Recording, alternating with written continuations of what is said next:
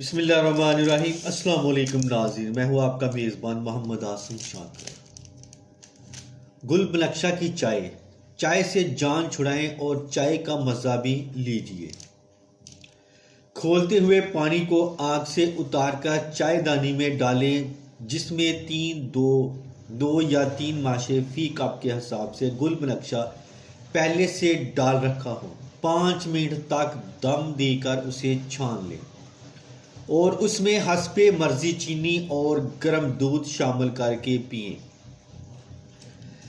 بلا دودھ بطور قہوہ بھی استعمال کیا جا سکتا ہے۔ یاد رہے کہ گل بنفشہ کو جوش دینے سے اس کے فوائد میں کمی آ جاتی ہے، اس لیے مندرجہ بالا طریقہ پر ہی تیار کرنا چاہیے۔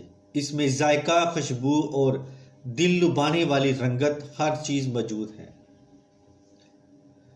بنا بری دل اور دماغ کو فرحت بخشتی ہے، بھوک لگاتی ہے، قبض کشا ہے، نزلہ، زکام، کھانسی، دمہ، ورم حلق، منہ اور زبان کے پکنے، خناق پیشاب کی بندش، نیند کی کمی، نظر کی کمزوری اور ضعف دماغ وغیرہ کے لیے بہت ہی اچھی دوا ہے۔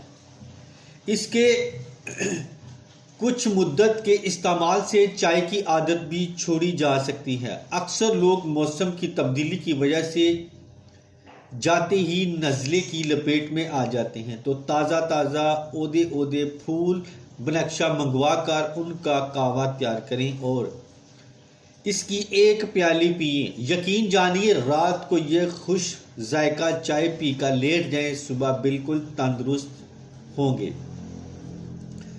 اس کے بعد مزید تجربات ہوئے گل بنفشہ میں برابر وزن گندم ملا کر بطور چائے استعمال کریں تو پرانے نزلہ زکام کے لیے تیر ہدف علاج ثابت ہوتا ہے۔ تو اس کے ساتھ ہی میں اب اجازت چاہتا ہوں۔ دعا میں یاد رکھنا اور اپنا خاص خیال رکھنا۔ السلام علیکم۔